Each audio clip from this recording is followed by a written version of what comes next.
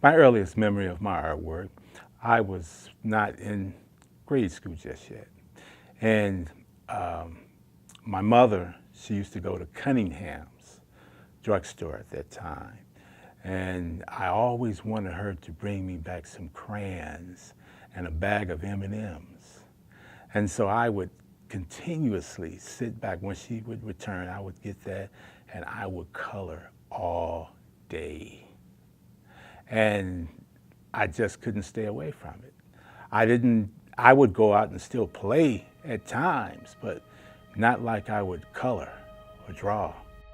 It was just something about the picture that I was looking at.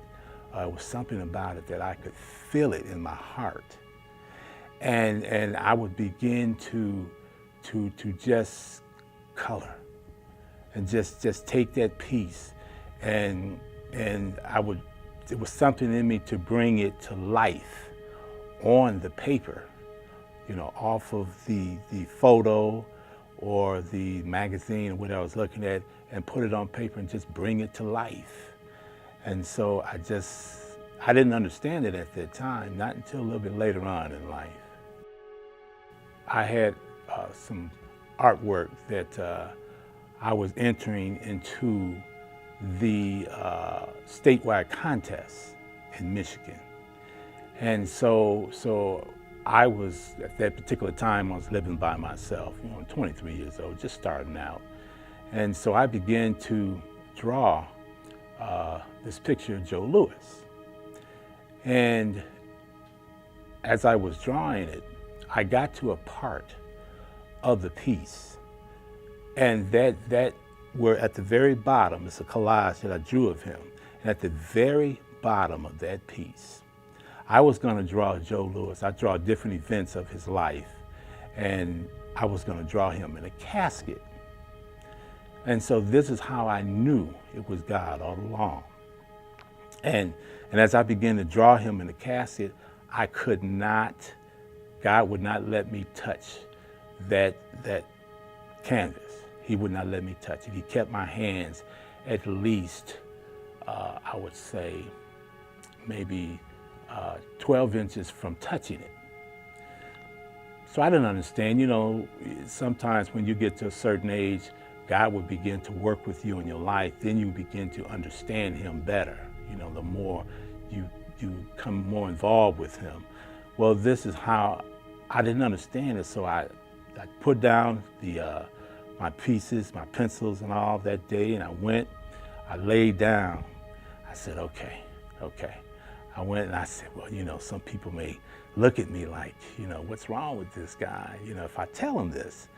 So, okay, I came back the next day because I only had about 3 more weeks before the contest was ready.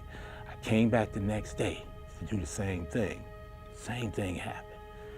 And I thought, am I losing my mind? Wow, this is real though. So it happened again. On the third day, I came back and tried it. I still couldn't do it. And I knew my time was limited at that time. So I started asking God, I said, Lord, I don't understand this. Why are you not letting me draw him in this casket? Because I need to complete this piece before I enter into the contest. And he told me, I would not let you draw death, but life. And I said, oh my God. So he ended up having me to draw him sitting in a wheelchair, because before he died, he was wheelchair stricken. And so I drew him in the wheelchair. And at that time, when I started drawing him in the wheelchair, it was like he took my hand and he started just taking my hand to exactly how he looked in that wheelchair. And that's the reason why you see him in the wheelchair at the very bottom of the art piece. And that's how I knew all along who was the one who was having me to draw. And so ever since then, I've just been acknowledging him in everything that I do, and that it wasn't me, it was him that was drawing through my hands. People began to come around and see my artwork, and they just wanted to buy it. and they offered me anything. Well, at that time, I wasn't as knowledgeable as I am about artwork.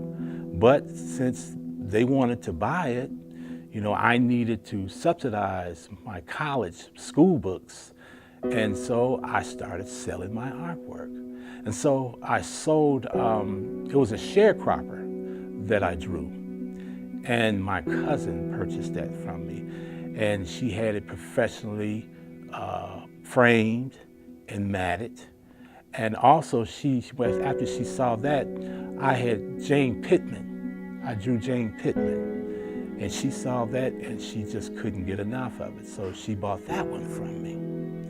And so it was just, I mean, at that time it came out, it was very beneficial to me. And she had that matted. And then when I began to see it being professionally framed and matted, I said, man, Lord, there's something that's going on here. And so after I finished Jane Pittman, I began to draw another man.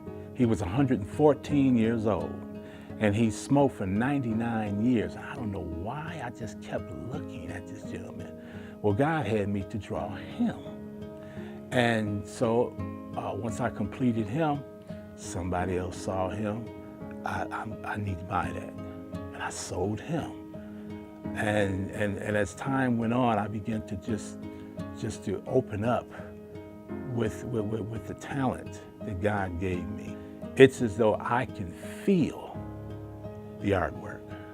I can feel it. I can feel the person through the photo. And it's as though as I'm drawing it, he's like, God takes my hand and he began to just, I see exactly what I'm seeing, but he takes it to the measure to whereas whatever I'm seeing, he has me to draw it a certain way. And then while I'm drawing, he's talking to me and he's telling me what he wants me to involve in the picture and how he wants me to do it. And then as I start doing it, it's as though, you know, I just open up and just let him do whatever he wants to do. And it seemed like people just gravitate towards it. When people see my artwork, I want them to be able to look and to feel that artwork, not just see paint on a canvas, not just see charcoal or pencil on a canvas. I want them to be able to feel that artwork, feel the life behind that artwork. And so far, I've had quite a few people to tell me that. My niece just saw one of my cousin's pieces that she bought, and she told me, she said, Uncle, she said, when I came in, I could not take my eyes off of that art piece. She said, I looked at it for hours.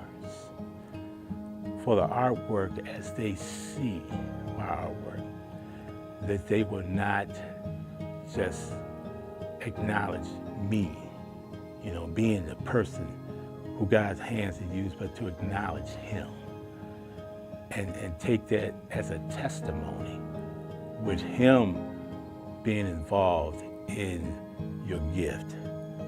Whatever you do will come to life. I don't care if you're one of the greatest football players.